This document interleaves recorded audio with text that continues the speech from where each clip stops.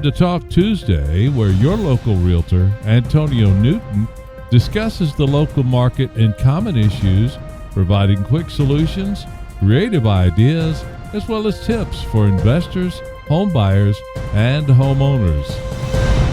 Today's episode, we're on our final part 10 of our 10-part series on the home buying process. If you've missed any part, you can start over at part 1 and then go through and find any part that you may have missed of the 10-part series. But today is moving day.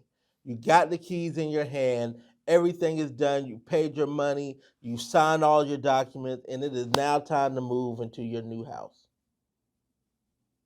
So let's jump into today's episode. I'd like to take a brief moment and just remind you that you can catch all of our Time to Talk Tuesdays. So not only this video and this series, but we have other series as well on the selling process, as well as other information for sellers and buyers on our YouTube channel at TNG The Newton Group on YouTube. And feel free to also like and share and connect with us on Facebook. And make sure you click that bell so that way you subscribe and get notified of anytime we release new video content. I also like to thank our sponsors, Better Way Properties, as well as ColumbiaNortheastHomeshow.com. Thank you so much for your sponsorship. So, moving day. There are certain tasks that we recommend you try to do to make moving day as stress-free as possible, especially if you're hiring movers. So one is you want to clearly mark and set aside items that you don't want loaded. So if you're going to be taking something in your car or anything like that, you want to make sure you designate that so it doesn't get packed up along with all of your other belongings.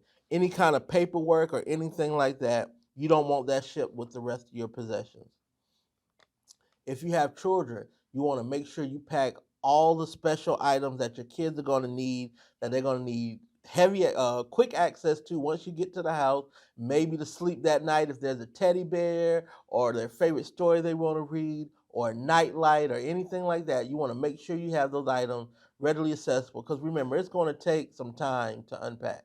So if you can have those things set aside in a designated box, so that way it's easy to find and easy to access, so that way you won't have a screaming baby, child, or toddler on your hands the first night in your new home. Number 3 is you want to remove trash and flammable items. You know, as you get the pack, you're going to be throwing out a lot of stuff, and when you start moving and sweeping, there's going to be a lot of trash that accumulates. And most movers won't allow flammable things to be on the moving truck. So you want to make sure you have a designated place of how you're going to get rid of the trash and dispose of it out of the house and not have it go with you to your new home. And then you want to reserve a parking spot. So if you're moving into a neighborhood, the streets may be kind of tight, driveways may be small, so you want to make sure that the truck is going to have room to navigate. So maybe the day before, you can have some friends come over and you can park some cars to save a spot. So that way when the moving truck gets there, you can move those cars, the moving truck can move in. The closer the truck is to the house, the better it's going to be for you. So it would be nice to be able to have those things already in place to avoid any kind of additional charges or anything like that.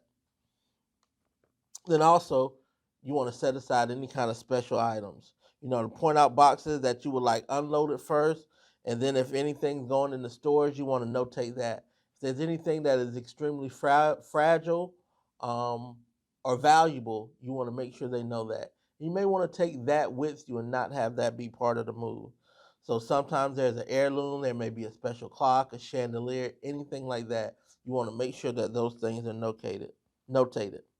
And then you want to take care of your movers. Consider the needs of your driver and the movers. You can have some snacks for them, some bottled water. It's a nice gesture. It's going to be warmly received.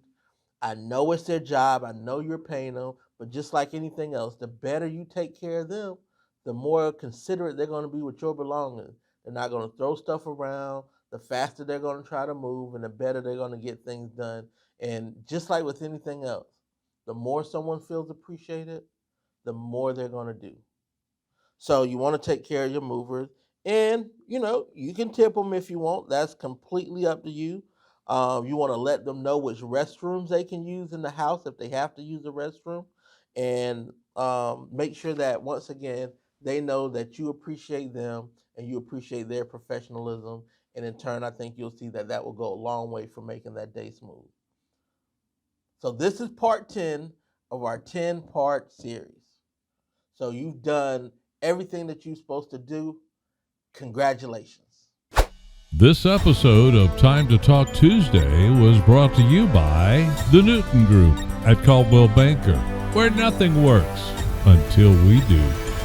Look for our episodes every Tuesday where Antonio Newton discusses the local market and common issues while providing quick solutions, creative ideas, as well as tips for investors, home buyers, and homeowners. If you'd like to reach out to us, we can be reached online and on land at area code 803-608-2597. So until next time, here's wishing you all fair winds, following seas, and gentle tides.